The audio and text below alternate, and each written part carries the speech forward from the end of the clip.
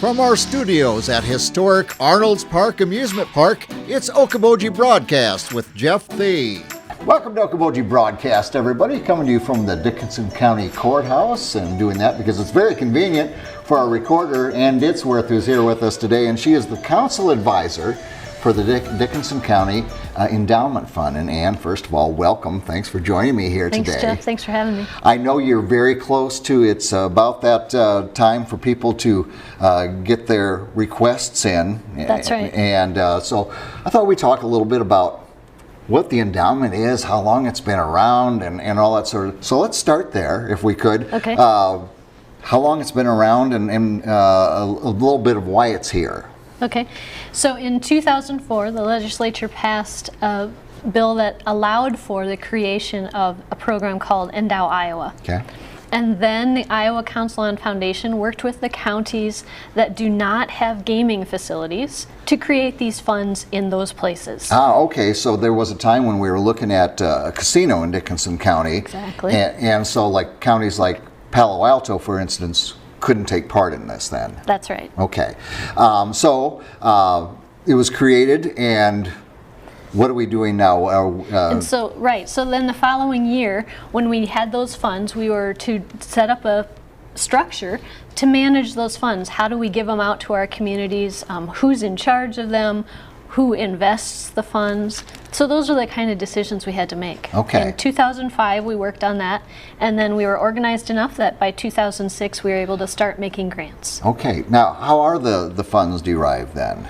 So the funds do come from gaming revenues. Okay. We receive an allocation from the state every year, and we also can accept private donations. Okay. So over time we've had quite a few generous folks want to get involved in the type of work that we do, which is a little different from some of the other nonprofits in the county. Right. And so but it's still philanthropy. It's absolutely, it's philanthropy, and it makes it impacts, just different kinds of impacts. We fund smaller scale projects than some of the other granting entities in Dickinson County do. We start at $500 and go on up. Ah, okay. And is it mostly nonprofits that come to you then for funding? Yeah, you have to either be a nonprofit or a 170B unit of government, so like the cities or Right. the schools, those sorts of entities can also be funded through Right, us. okay, so if they've got a project, a city project, park, whatever it may be, Right. they can apply for some of those funds as well as our,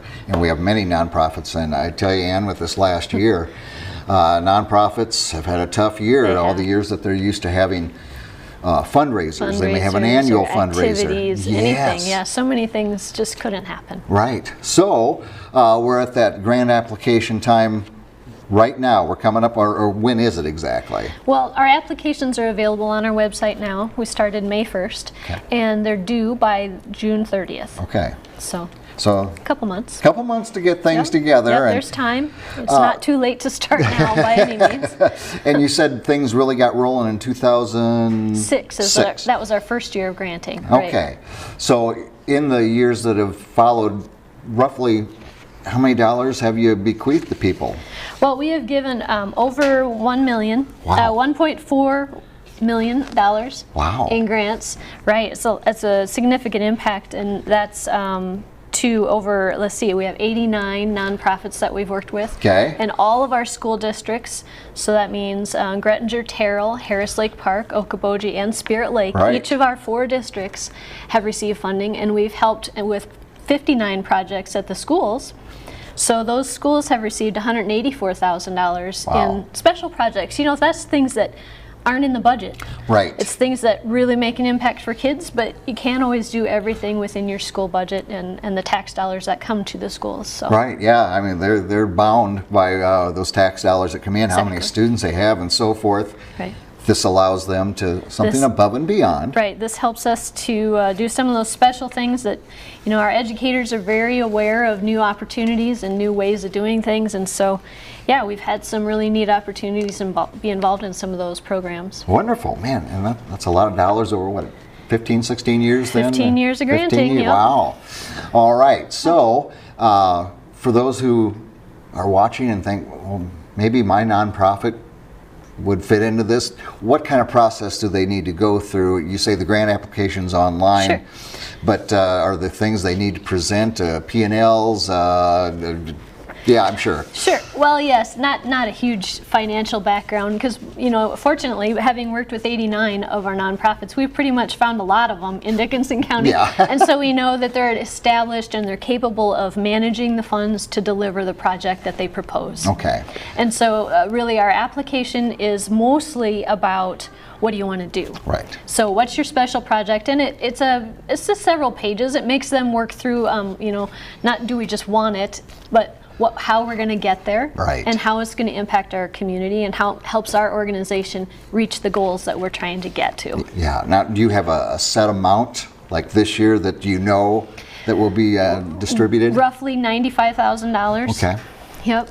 So it's a significant, and that's over time. Each year we receive quite a few grants. So some years we receive as much as 35 grant applications. So that's a significant review process, and our council is very diligent in reading. Yeah. And we have a scoring rubric that we use to make sure that we not only compare everything equally, because it's sometimes hard to compare projects because they're so diverse. Right. But that allows us to have a really fair way, and then we also have this how do we spread it around the county is also an important goal for us each year. Yeah. Now, how many people on the council then? We have 9 members on our council. Okay. They're all volunteers, and they serve individual communities and some are, of course we have rural areas, so right, it's not every town that has a representative like some of our other boards in the county, like trails or other things like that. Right. It's not quite set up that way. It's just we make a very diligent effort to make sure that we're spread throughout the county, and so currently we have a member from Terrell, from Superior. Now I'm going to test myself.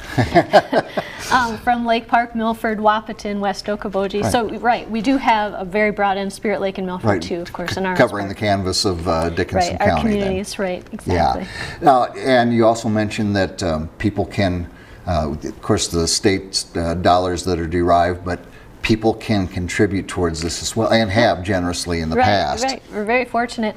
That 95 is roughly what comes from the state that we received this year to put towards grants, and each year we get around that number. It's kind of been consistent, right, and now we might see some change. Having had a pandemic, we weren't sure what to expect, because some things had to be closed, and casinos were one of those. Right. So, but there's also other sorts of gambling that can occur. So, does the lottery enter into that, or more any kind horse of racing? Gaming. Okay, any kind of gaming. Yeah, okay. Iowa Gaming Association is who we work closely with. Okay, very good.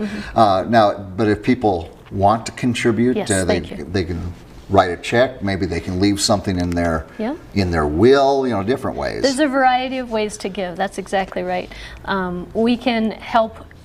Our goal is always to reach what the donor wants to achieve. Yeah. So if they have a big gift they want to make, we can have them work with some advisors. If they want to make a one-time gift, we can accept that.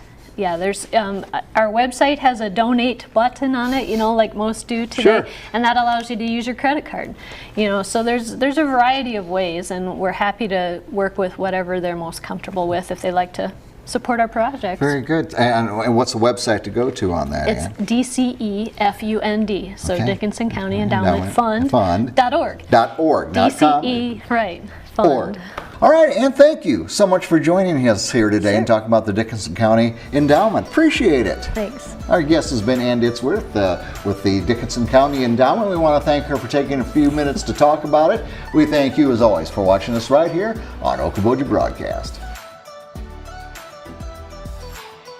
Okoboji Broadcast from the studios at historic Arnold's Park Amusement Park is brought to you by the Scott Troutman State Farm Agency in Spirit Lake, Pure Fishing in Spirit Lake, Last Touch Painting and Cleaning, providing interior, exterior, house painting, and professional cleaning services in Spirit Lake. Quest Wealth Management, a financial advisory practice of Ameriprise Financial Services. Advisor Jan Spielman, AJ Spielman, and Erica Wachholz.